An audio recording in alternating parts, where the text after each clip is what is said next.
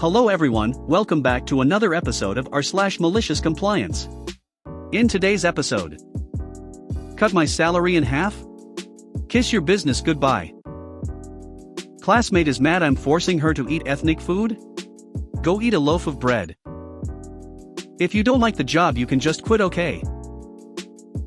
Before we get started, make sure to subscribe so you will never miss a video. So let's get started. Cut my salary in half? Kiss your business goodbye. The cast, names changed for anonymity. Me, your storyteller of the moment. Chad hiring CTO. Richard CEO, brother of Chad. Big bro engineer coworker. Eddie IT and desktop support guy. This takes place near the very beginning of my software engineering career, back in 05 or 06. I'd just been let go from my previous place of employment due to being compliant with directives I'd been given, although not maliciously, so that story wouldn't be appropriate here, sadly, and thus working myself out of a job. I was a young college dropout from a technical college that hadn't been federally accredited yet, and thus all my student loans were from banks and loan companies instead of from Uncle Sam, and debts were due. I was also making payments on my very first car, even though it was a beater that the prior owners had already nearly driven into the ground, 4 years old and nearly 200k miles on it when I bought it, and of course, rent and utilities. The job I'd just been let go from already had me working paycheck to paycheck as they paid far under average rate, but I was still new professional so I couldn't be very choosy. I was living in Los Angeles County, so the cost of living was so bad, I was having to choose which bills were going to be late on a monthly basis. Specifically, I was living in a town called San Pedro, a small town tucked fairly out of the way. After blasting my resume to all the job boards, I get a call from a startup who seems interested in my resume and wants me to come in for a face-to-face interview, skipping the call screen entirely. In my desperation, I agree. I'm given an address, which is all the way up in Woodland Hills. I check the internet. 55-minute drive so long as there's no traffic. With traffic it looks like the commute will be more like an hour and 45 minutes. Each way. I'm desperate though, and literally nobody else has reached out to me about my resume or responded to my applications, so I go to the interview. I arrive to a mostly empty office complex. Maybe 6 or 7 other cars in a parking lot capable of holding at least 50. I go into the building mentioned in the address and call the phone number I was given to let them know I've arrived. Enter Chad. Chad comes to meet me and seems excited that I've come. He escorts me through the building to an office. Mind you, as far as I can see, we're the only 2 humans in the building. He gives me the pitch for the company, tells me he built the software being sold, but it's not scalable, and needs someone who can rewrite it. After we go through the whole interview song and dance, he offers me the job on the spot. The pay is marginally higher than the last gig, so I figure gas would be covered for the commute. I agree, and we shake hands, as I'm going to be starting the next Monday. Red flags start appearing from the very first minute I arrive on Monday. First, I'm given a tour, which consists of the 14x14-foot office I'm going to be sharing with Chad, as well as another engineer who's going to be starting the following Monday. I'm not a fan of having someone able to look over my shoulder, it makes me nervous. I ask why each engineer's desk has 2 computers. Because the one you will be writing code on doesn't have internet access for security purposes. Note, this was pure paranoia. There was nothing about this software that required such tight security, we weren't doing any government contracts or anything of the sort. Then, I'm escorted clear across the building to meet with the CEO, Richard, the IT guy, Eddie, and the sales/support team. I'm told that half of the team is supporting the existing version of the application, 2 people are selling the existing version to new clients, or trying to, and 1 person is explicitly tasked with selling the new version. The one I haven't even started on yet. I'm still young and dumb at this point, but even I know this means the salesperson is probably giving out a date when the customer should expect their purchase to be filled. It's a good thing you started when we did, we've been telling customers it'll be ready in June. Did I mention all this was happening in February? Apparently I've agreed to rewrite, test, and package an entire application I've never seen before in approximately 4 months. So, tour being done, I sit down and get to work. After jumping through a bunch of hoops of getting the software I prefer downloaded onto the actual work machine, as well as the code. I said about reviewing code so horrific I've not seen its like since, and there isn't a single comment in the entire thing. Before I can ask a single question of the CTO however, he tells me he's headed to downtown LA to scalp his tickets to the Lakers game, and that he'll see me tomorrow. So, now I'm alone in the office with this abomination, a machine that's been hamstrung to heck and back, and the only thing I've got to console me is the fact that at least I'm employed again. Fast forward a week, I've documented the bulk of the code, because there wasn't any, and the boss and I do not get along. He's mad because I've not written any substantial code, and I'm frustrated because I'm trying to understand a lot of what specific code is trying to do, and he's routinely leaving around noon to go sell his tickets for Lakers games, or just not in the office because he's chatting with someone else. When he is in the office, I show him my documentation, and try to get him to verify it or describe the purpose of code where all I can say is what. By the end of the week, I've covered about 30% of the project in a wiki-like document, and I've taken to leaving after sunset so I can A. get more done, B. have a shorter commute, and C. drive when my car isn't an oven. The AC didn't work. I've barely managed to convince the CTO that what I'm doing is necessary, so the engineer starting the next Monday doesn't have to do anywhere near the same crap I've got, which would make us a more efficient team. Monday arrives, and in comes Big Bro. I call him this because he was a much more experienced engineer than I was. We spend the first day with him getting set up, then us reviewing what I've documented. He manages to answer some questions the CTO never did, just because he is that much better, and I start to feel more confident. Over the next weeks, Big Bro took me under his wing as an engineer, teaching me best practices, standards, and where my plans were good and where they could be better. If it hadn't been for him, I'd have gone insane. I end up joining him outside for smoke breaks even though I don't smoke, just so I can get a breath of non-office air. He and I discuss the project, and we also make friends with Eddie, who makes us laugh by telling us horror stories about the CTO and CEO. Apparently, he was a school friend of theirs and basically worked with them because they paid him to do something he felt was super easy. April rolls around. I've got a special occasion I need the day off for, which happens to be a Wednesday that year. I'd advised him when I first started and he'd been cool with it. I remind him on April 2nd, since I had an irrational fear of policy decisions being made on April Fool's Day, and he loses it. He goes off on a rant and straight up informs me that he regrets hiring me, claiming I didn't have the skills I told him I did, and wasn't worth what I was being paid. We're definitely not halfway done, more like 1/3, and it's already been decided that June is a lost cause and that we're shooting for August now. That habit I started before, of leaving after the sun went down? Yeah, that never stopped.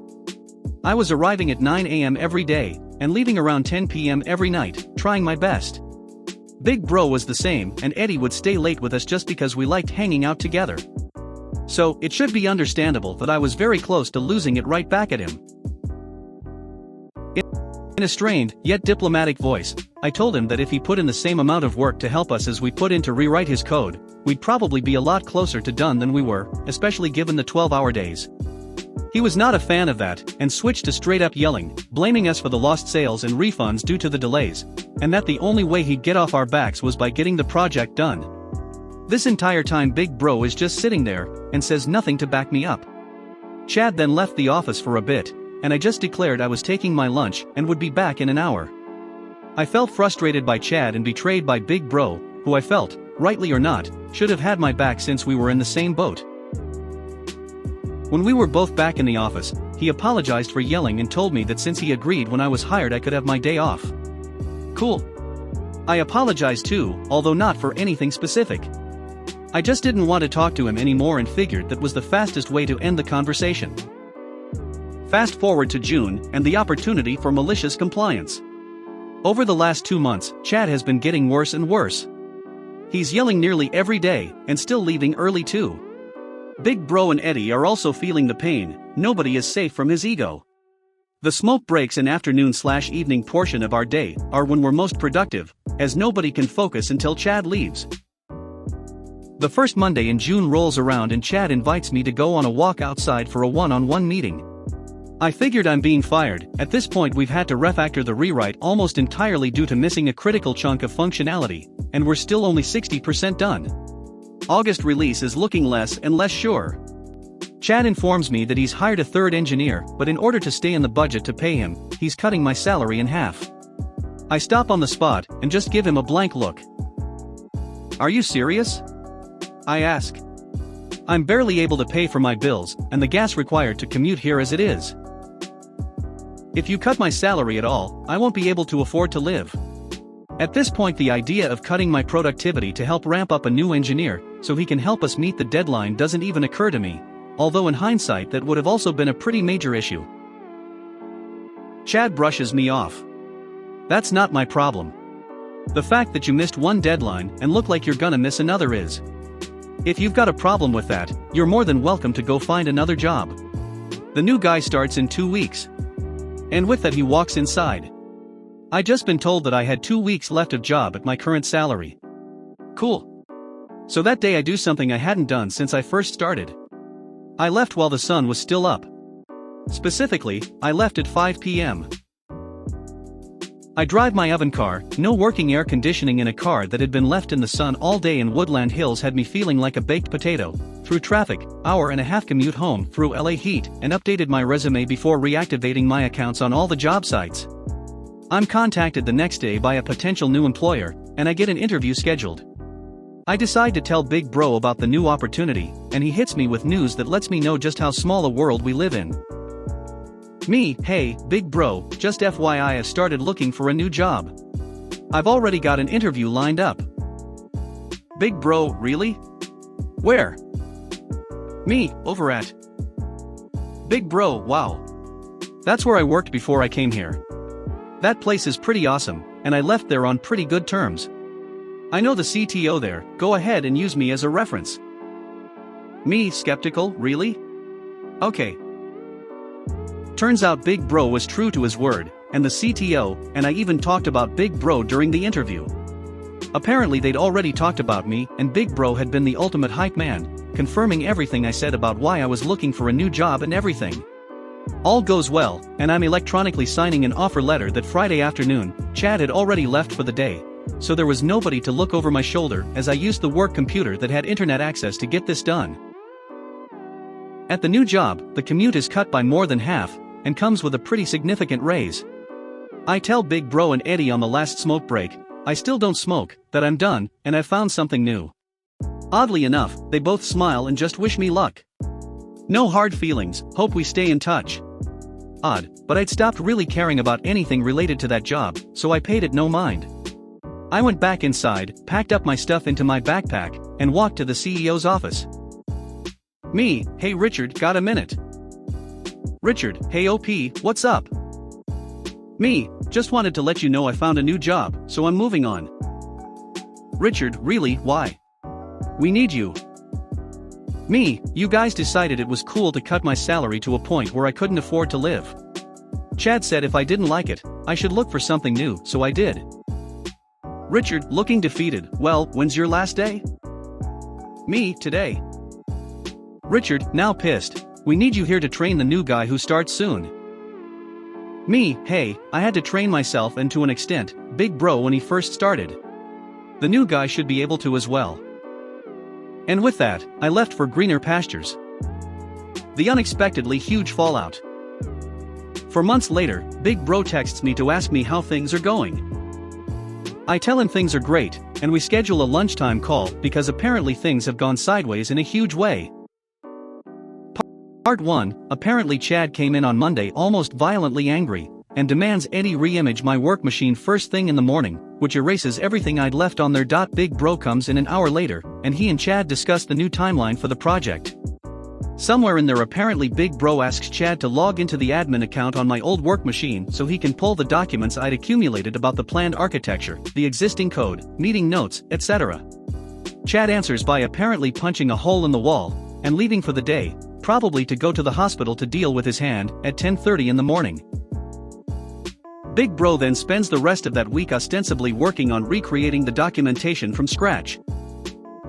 Part 2, when I asked how the new guy handled the new documentation, Big Bro laughed and told me there never was any documentation. Apparently he and Eddie had become really good friends in the months we worked there, to the point where they'd become roommates about a month before I left.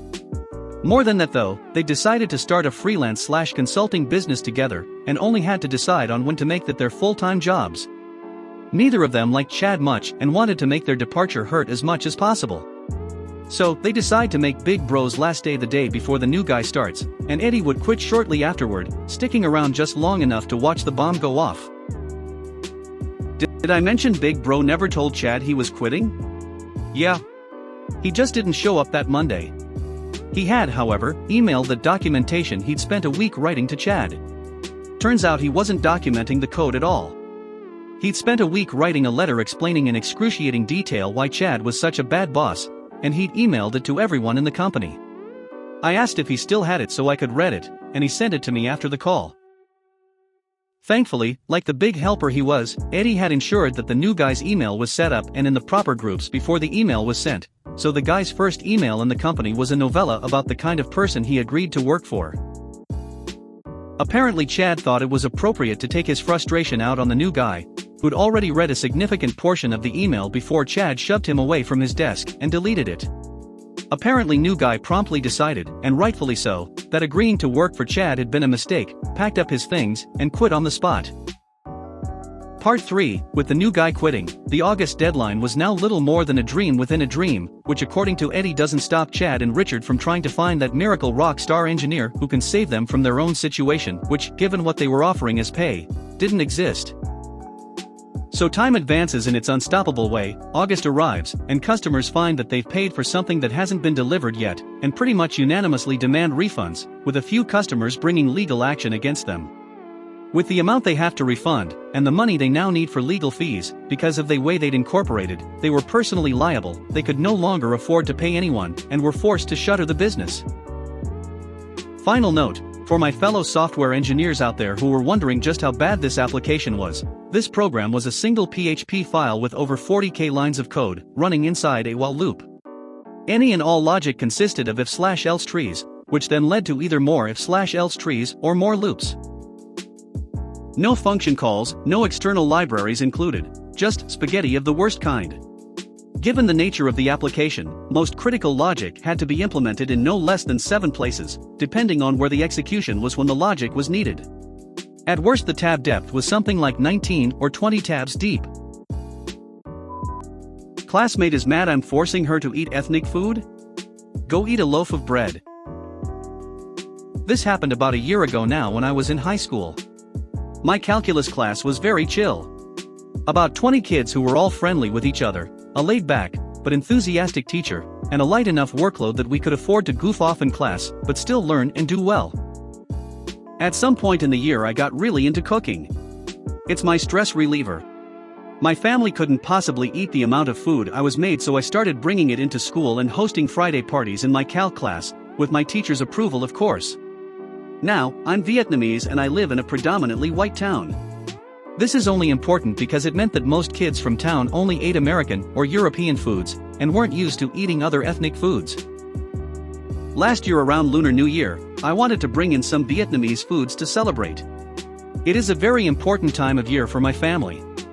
I ended up making a bunch of bond de lan, a steamed layer cake, and a traditional Vietnamese dessert. Some of my friends from class found out I was going to bring in a traditional dish and brought in their own traditional dishes from their own cultures, whether they celebrated Lunar New Year or not. We had different Indian, Korean, Filipino, and Spanish desserts. It was great and I was really excited that my friends wanted to celebrate with me. Apparently this was an issue for one girl in my class. I would say bond de lan is an acquired taste, so when not a lot of people ate it I wasn't offended. I knew not everybody would like it. There was a lot of other food anyways. During our lunch period one of my friends, who wasn't in our class, but knew I brought food in, overheard a girl from my class complaining about the food while on the lunch line. Apparently she was saying really negative things about how I forced everyone to eat weird Chinese foods. Later that day I texted her just saying I heard she didn't like the food and wanted to know why.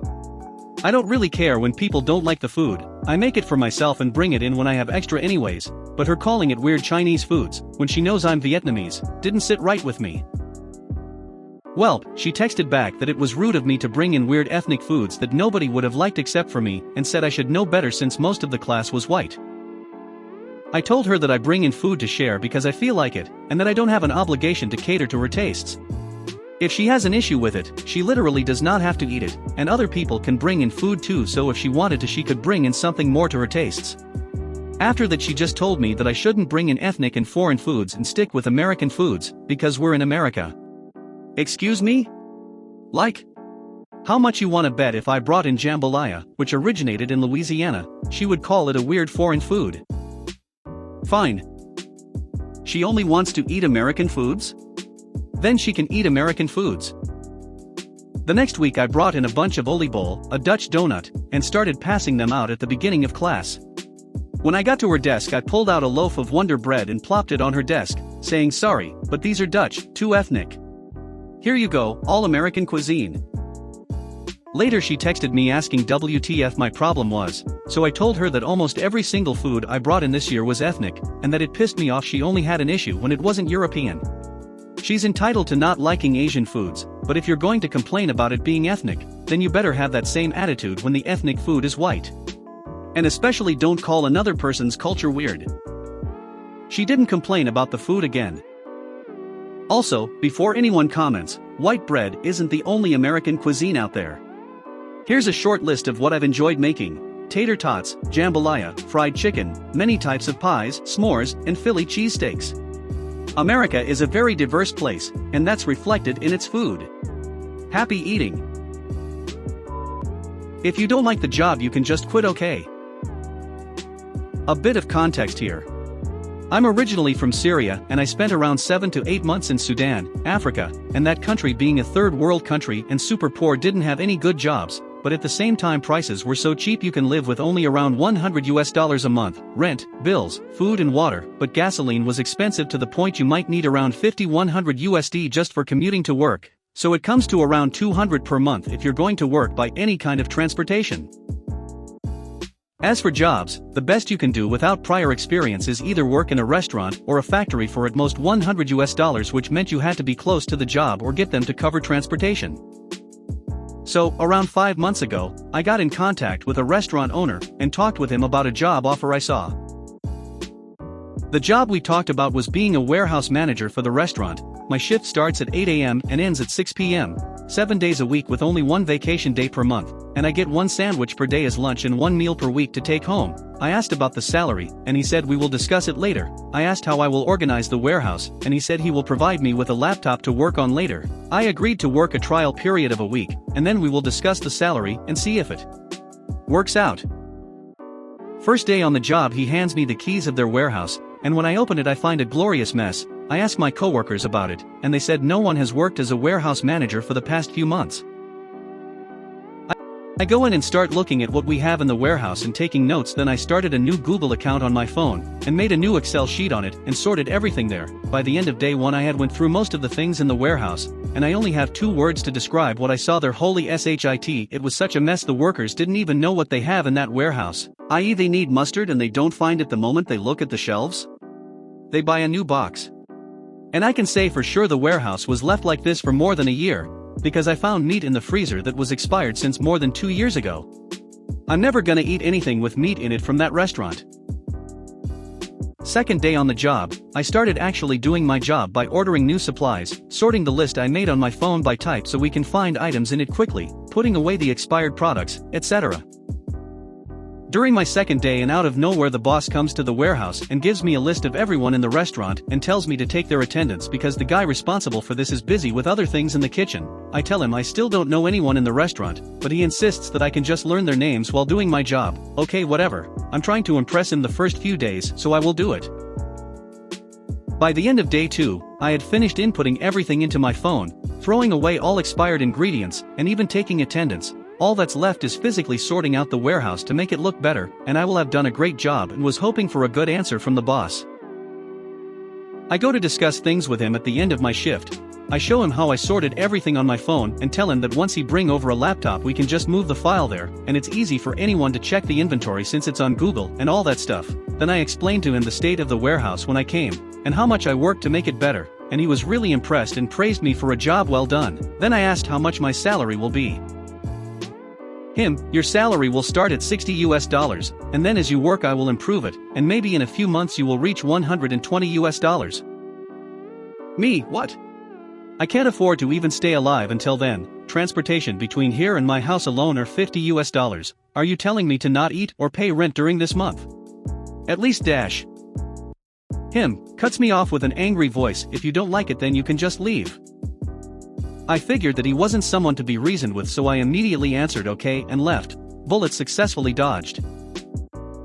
The next day one of the coworkers there calls me asking where I keep the list of their inventory, because he didn't find it, and I answered that there is no list. He was surprised and asked about the list I showed the boss, and I said that it was actually on my phone, and he asked me to send it to him, to which I reply with I'm sorry, but since I quit I just removed the file from my phone. Have fun sorting through that mess, and I hang up. It wasn't that big of a victory, but at least I didn't give them the results of my efforts for free, because it happened like that my 2 days of work there were unpaid. If you made it to the end of the video, thanks for watching. Don't forget to like, subscribe and share, and we will see you in the next video.